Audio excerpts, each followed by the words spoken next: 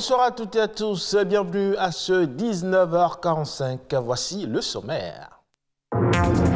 Nous sommes le 25 décembre et malgré le contexte sanitaire contraignant, le marché de Noël n'a pas dérogé à la tradition. Constat du tour de ville à suivre dans un instant.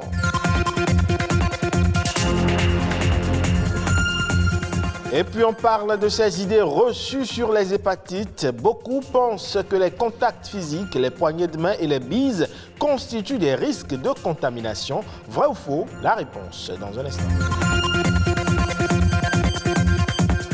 Immersion dans l'univers de ces femmes spécialisées dans les techniques traditionnelles de tressage consistant à faire des nœuds avec de la ficelle, le macramé, tout savoir dans ce journal.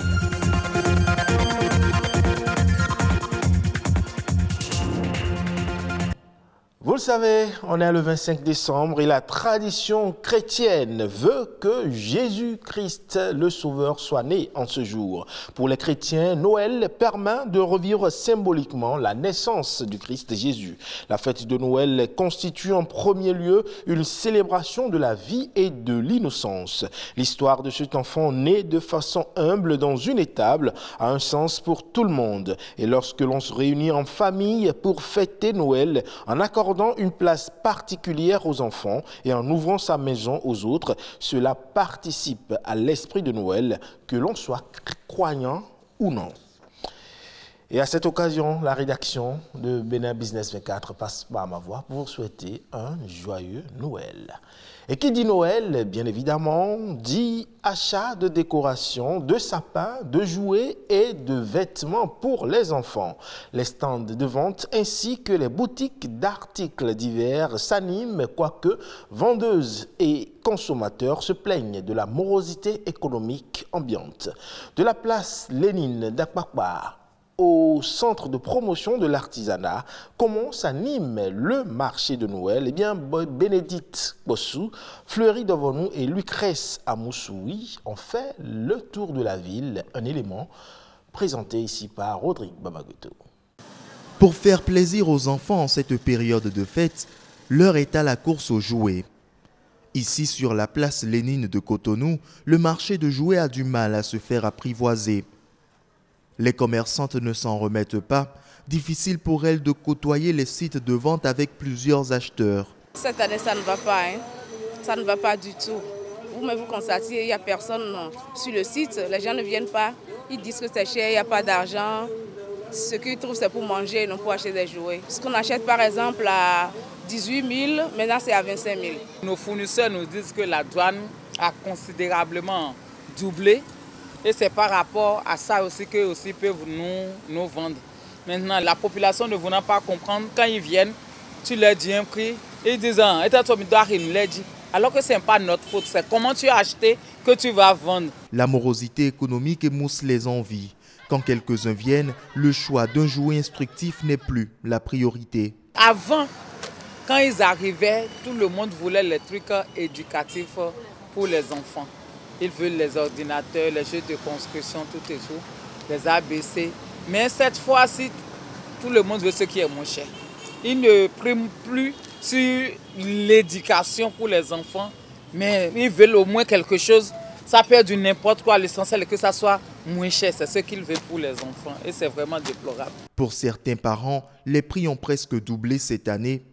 C'est le cas d'Oscar. J'envisage prendre des vélos.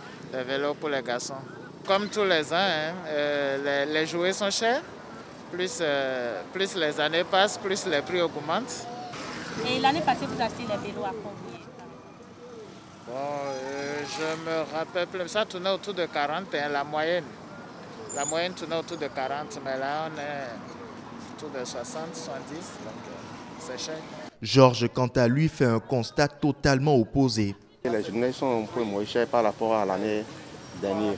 On a choisi des jouets comme les ordinateurs et les voitures pour les enfants, en plus des bébés. Peu importe le prix des jouets sur le marché, chaque enfant aura sans doute ce qu'il lui faut pour passer une bonne fête dans la joie. Savez-vous que selon l'opinion publique, eh bien, les élans et comportements amoureux entre les partenaires constitueraient des portes ouvertes aux hépatites? Eh bien, les contacts physiques, les poignées de main et les bises seraient en effet de potentiels canaux de contamination. Mais est-ce vrai? Les précisions ici avec un hépato-gastro-entérologue. Il faut dire que le virus de l'hépatite B se retrouve dans la plupart des liquides biologiques, notamment le sang, la sueur, la salive, les urines et tout. Mais la transmission, la contamination par ce virus, par les voies, la salive, le fait d'échanger, de s'amouracher, ça ne donne pas le virus. On n'est pas contaminé par ces voies. Et c'est rare, c'est exceptionnel que ça se passe de cette manière. Pour que ça se réalise, il faudrait que le sujet contact ait des lésions muqueuses, donc des plaies buccales et tout, et que la salive du sujet infecté se projette dans la plaie de l'autre pour que la contamination se réalise. Mais je tiens à préciser que si ça se réalise par cette voie, c'est déjà des sujets adultes. Parce qu'il faut savoir que l'évolution de l'infection dépend du moment de la contamination. Pour s'embrasser, s'amouracher ou aller à l'acte sexuel, il faut être adulte. Donc, pour être contaminé à ce niveau, il n'y a pas de problème. Vous allez faire une infection aiguë qui va se guérir spontanément. Donc, les contacts sexuels aussi, le virus est dans le liquide sexuel, mais il faudrait que le sujet qui est infecté ait une forte charge virale et que ça soit un virus avec antigène HBE positif ou que les relations sexuelles se passent pendant que la femme est en menstruation ou que la femme, il n'y a pas eu beaucoup de préliminaires et que la femme n'est pas suffisamment sensibilisée. Donc, il y a des micro-saignements pendant l'acte sexuel. C'est ces facteurs-là qui augmentent le risque de contamination. Sinon, en réalité, beaucoup plus chez nous, on est infecté par ces virus très tôt dans nos premières heures de vie, par notre mère ou bien dans l'entourage familial.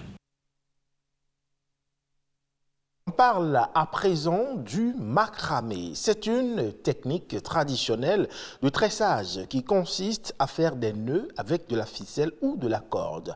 Il est d'ailleurs à l'origine de nombreux objets décoratifs. Une activité pratiquée par de nombreuses femmes qui, semble-t-il, arrivent à en vivre. Précision dans ce reportage. Vous voulez commander encore? D'accord. Combien de sacs? 100 sacs. Dame Atta est une tisserande. Elle est dans le métier depuis plus d'une vingtaine d'années. Comme elle, nombreuses sont ces femmes qui exercent le métier de tissage artisanal. Communément appelé macramé, ce métier consiste à nouer des fibres de toutes sortes et ce, uniquement à l'aide de leurs 10 doigts. Quand tu achètes le fil, on vient, on découpe les fils. On commence à faire les petits nœuds, on fait les bras. D'abord, on fait les petits nœuds. On commence par faire l'agencement jusqu'à l'obtention de notre sac. On fait les nœuds. Quand on finit, on commence par les engencer sur le bras. Ces femmes ne confectionnent pas que des sacs. Elles fabriquent aussi beaucoup d'autres objets. On peut fabriquer des sacs, des lits picots, les fauteuils, des pots de fleurs. On fait le sac à main des femmes. On peut faire une pochette, on peut faire le sac à dos des écoliers, on fait des chaises, on peut faire le divan, tout ça là avec le fil. Dans l'exercice de ce métier, elles sont souvent confrontées à des difficultés qui émoussent l'ardeur de certaines d'entre elles. Ça fait très mal aux doigts. Ça fait trop mal à la main. Des fois, il y a des moments qu'il faut ça jusqu'à... Les mains sont... blessés. Le métier de tissage artisanal ou macramé aide la majorité de toutes celles qui s'y adonnent à subvenir à leurs besoins. Ce métier nourrit l'homme. Grâce à ça, nous arrivons parfois à payer le loyer. Nous arrivons à subvenir à nos besoins. Je sais ce que j'ai trouvé dedans. Ça nourrit mes enfants, ma famille, mon foyer. Ça m'aide à aider mon mari. Cette technique de tissage qui existe depuis des lustres est aujourd'hui associée au loisir. Pourtant, elle est à l'origine de nombreux objets décoratifs qui servent à ressortir la beauté des œuvres d'art. Et puis, hors de nos frontières à présent, en République démocratique du Congo, le gouvernement a lancé une campagne de vaccination pour lutter contre le Covid-19 depuis la mi-octobre dernier. Un pass sanitaire a été également mis en place pour encourager les Congolais à se vacciner. Résultat, 10% de la population est vaccinée à ce jour. Mais à Brazzaville, les résistances sont encore fortes. Les précisions ici avec nos confrères de France 24. Marcel est venu récupérer son passe sanitaire après s'être fait vacciner dans ce centre ambulatoire. Une décision prise après un long moment de réflexion. J'avais également hésité parce que je n'avais pas trop d'informations. Après, par la suite, je me suis rendu compte que c'était pas dangereux. Je suis venue me faire vacciner. La présentation du pass sanitaire est désormais obligatoire en République du Congo pour accéder aux banques et aux administrations publiques. Une mesure difficile à accepter pour certains Congolais. Les mesures qui ont été prises, notamment sur la prise en otage des fonctionnaires au niveau des salaires, la vaccination devenant ainsi la condition sine qua non pour avoir accès à son salaire. Et sachant ce que représente un salaire pour une famille congolaise, je me suis dit que je n'avais pas d'autre choix à faire, ce n'est que de me faire vacciner. Dans les transports en commun, les passes sanitaires est également obligatoire et le nombre de passagers est limité. Une personne par banc dans chaque bus ou minibus. Mais sur les terrains, les contrôles sont rares. Les mesures ne marchent pas. Une personne par banc, c'est impossible. Il faut que le gouvernement nous permette à nouveau de prendre au moins 2 personnes par banc dans les bus.